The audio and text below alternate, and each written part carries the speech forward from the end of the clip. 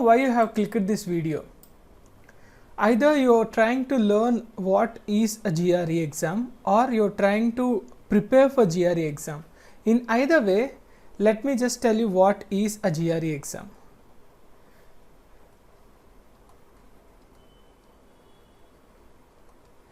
GRE exam stands for Graduate Record Examination. It's conducted by ETS. The bigger parent of GRE is ETS. And this graduate record examination is just a normal examination like your MCET or mains that you prepare for getting into higher study colleges. For example, you write mains and MCET for getting into engineering, but you write GRE for getting into MS in other countries like United States and Canada. Not all countries require GRE, but some of the countries, some of the universities in that countries need GRE exam. So when you are trying to get into universities which are located in US or Canada or some of the countries, then you need to prepare and give your exam on GRE. So this is what the sections of GRE are. The first section will be verbal reasoning, the second will be quantitative, and the third will be analytic writing. So this may not be in an order, but there are completely three sections in GRE. One is verbal reasoning, second is quantitative reasoning, third is analytical writing. And verbal reasoning score varies from 169 to 70. That is, you think of it as 170. And quantitative reasoning is also the maximum score is 170. And for analytical writing, it is a point based. It is a 0.5 increment. That is, the maximum would be 6.0. And if you can try to get 170 out of 170 verbal reasoning, the maximum score you can get, your percentile ranking would be 99 percentile in verbal.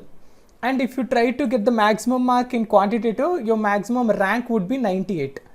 And for analytical writing, if you can get a 6.0, then your percentile ranking would be 99. So based on this scorecard, you will get your marks and you can compare with the percentages in your GRE.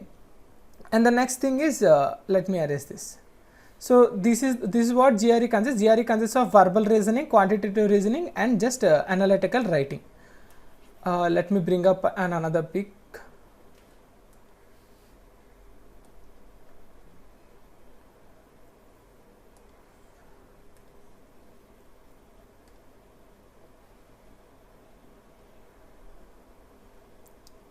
So now let's understand the basics of GRE.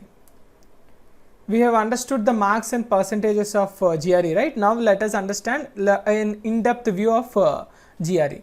So the exam length, the total exam length, the duration of the exam is 4 hours, including breaks. There will be breaks in GRE also, and the complete exam is 4 hours. Next is scoring scale. Scoring scale is nothing but the marks. It would be around 130 to 170, that is the minimum and the maximum for verbal and quantitative, and 0 to 6 for analytical writing. See, GRE is an exam where if you try to attempt easier questions, where if you, for example, if you have given a wrong option for question 1, then the question 2 will be an easier question than question 1. So question 2, the level of question 2 decreases when the question 1 is wrong. So it is based on your performance. If you perform well, you will be asked to answer harder questions, and your marks also increase with that. So try to answer each and every question right, but there are a lot of tips and tricks for that. I will tell you later in this video. Don't panic.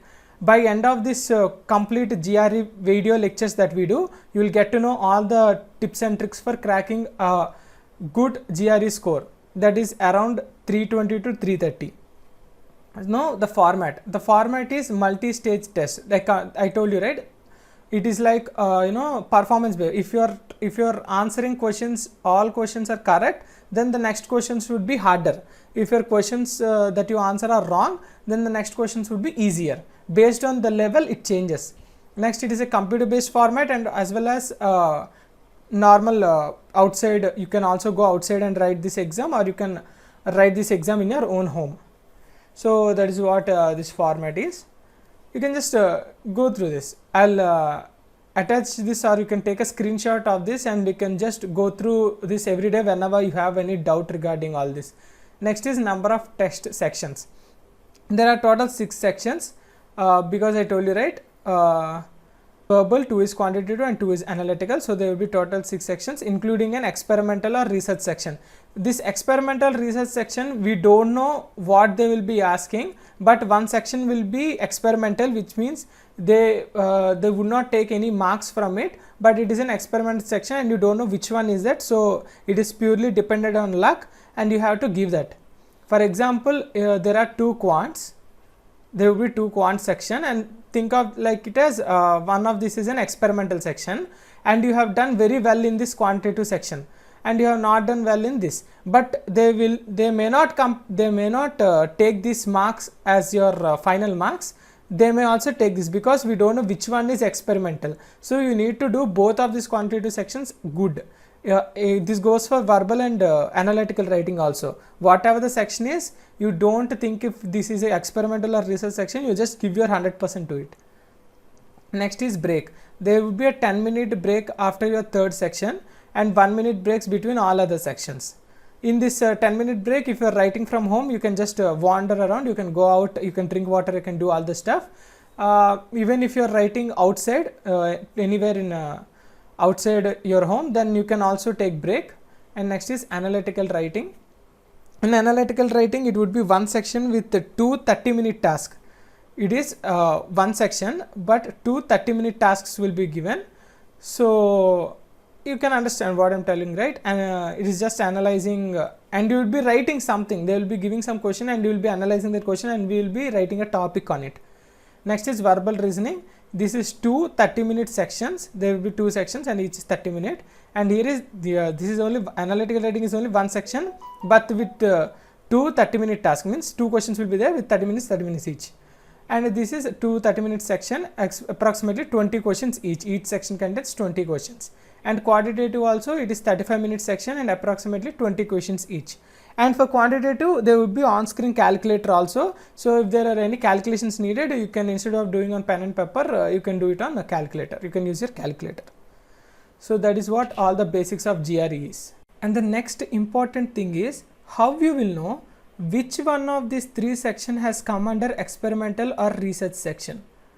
So you have to remember is that every time in your question paper, 3 things will be for sure. That is, analytical writing will be one section. Analytical writing will be one section. Verbal reasoning would be 2 sections. And quantitative reasoning will be 2 sections. Total, it gives you total of 5 sections. So, but in GRE, the total sections I have mentioned is 6, right? So, total sections in GRE is 6. But one analytical writing, one verbal reasoning, one quantitative reasoning is for sure. For sure, it would be coming in your GRE.